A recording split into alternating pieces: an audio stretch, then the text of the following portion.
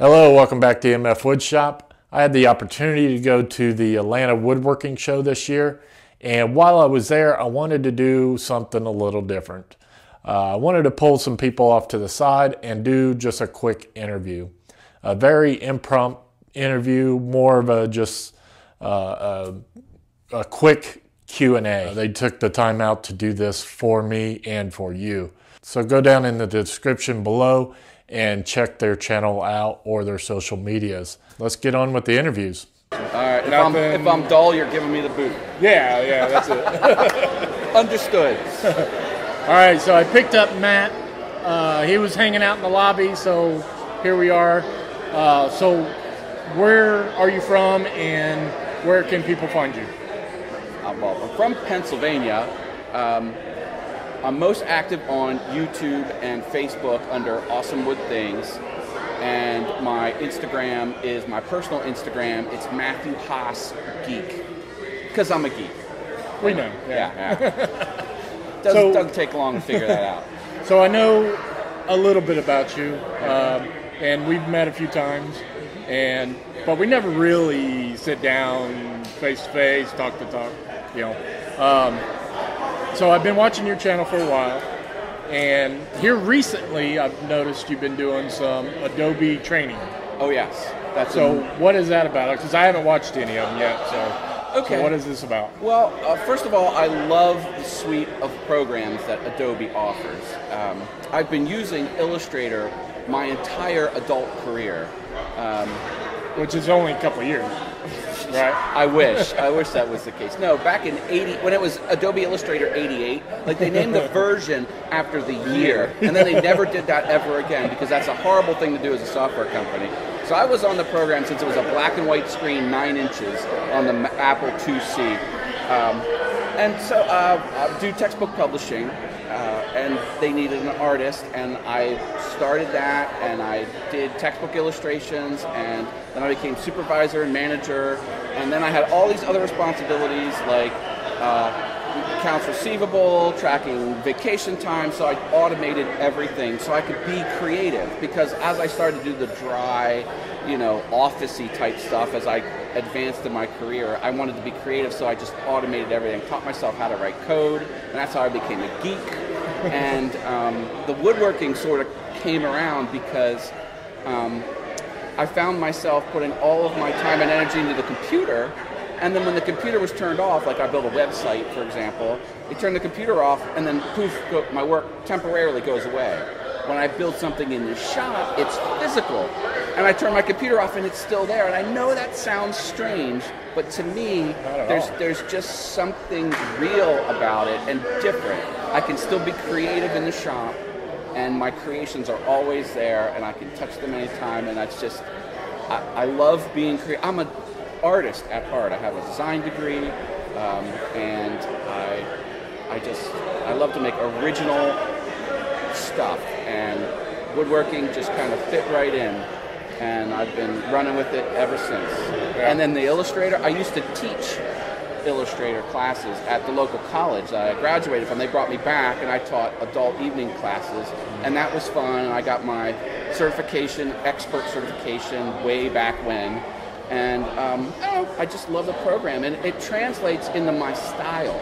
Like, I'm very flat art style, and line art just fits that so perfectly. Now, I'm an expert at Photoshop too with the pixels, but I just love that crisp, clean look, and then that translates into the CNC and the machine-controlled stuff because you need line art. Well, Adobe Illustrator's line art, not pixels, and it's just the whole process. I'm just perfectly positioned where I have the line art expertise, I am an artist and a designer, and I'm good at making stuff.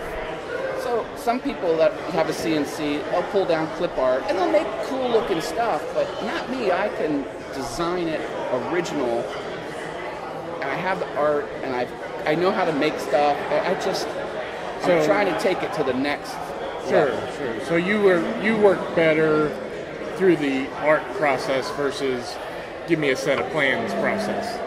Oh yes. Yeah. Yep. Nope. I like to be original or be inspired by something. Sure. And just take it to your level. Yeah. I want to just be in control of the whole thing. And sometimes I'll do something and it's mostly the same. But if I want to tweak it a little bit, like other people might say, okay, that's close enough. No, not me. I want it to be exactly the way it is. Yeah. And thankfully, I know how to use the program so where my design can produce what I want without the program stopping me and getting in the way. Sure. Because I know it.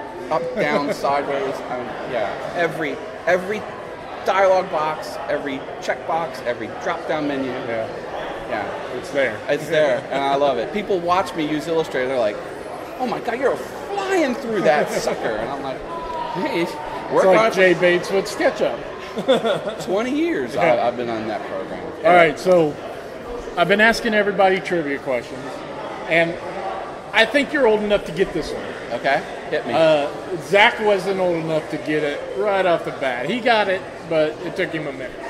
So, according to the commercial, how many licks does it take to get to the center of a Tootsie Roll Pop?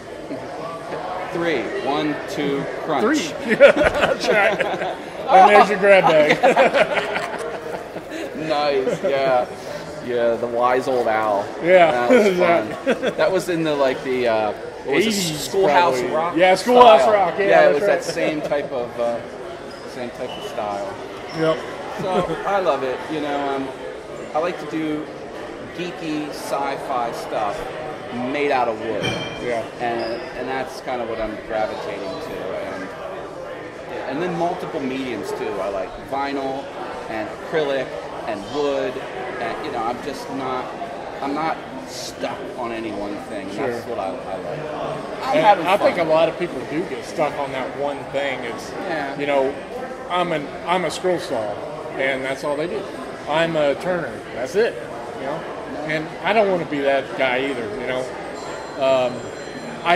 One thing I do regret with my channel and my marketing strategy is I labeled myself a wood shop. MFWoodShop. Okay. Yeah. MF Woodwork. I have wood in my name. So that's one thing I do kind of regret from the get-go. I should have just... I wouldn't sweat it. I don't. Yeah, But I do kind of... It's in the back of my mind. If I want to go into metal, that's going to be a tricky situation for me. Because, doing one metal video every now and then is probably not a big deal. But if people are really following me for woodworking, they're gonna say, "What the hell are you doing? You're working with metal." Hopefully, you don't have to spend that much thought energy on that type of exercise. I don't, but it is in the back of my head. Right. I mean, something simple. I like to make stuff. You can take that anywhere you want. Here's the way I look at it. Well, I had the woodworking top videos, but it was not limited to woodworking. Here's my take, and I could be way off. Woodworking is like the umbrella term. It could, to me, it could mean any making. And for most people, that's their entryway into the world of all the different mediums that you can make metal, be it metal or acrylic or stuff whatever, like that. Yeah. So, to me, it's a catch-all. Yes, it is a specific term. Yes, it has a specific definition. But for me, it's like a broad umbrella thing. And, you're right to try and predict what they want. And there is an expectation. Even if you haven't declared it, there's still an expectation. But most people are forgiving. Most people tune in for the host and the personality, and hopefully the majority of them will be much more forgiving than you're possibly giving them credit for. Yeah. And I'm sure you're right.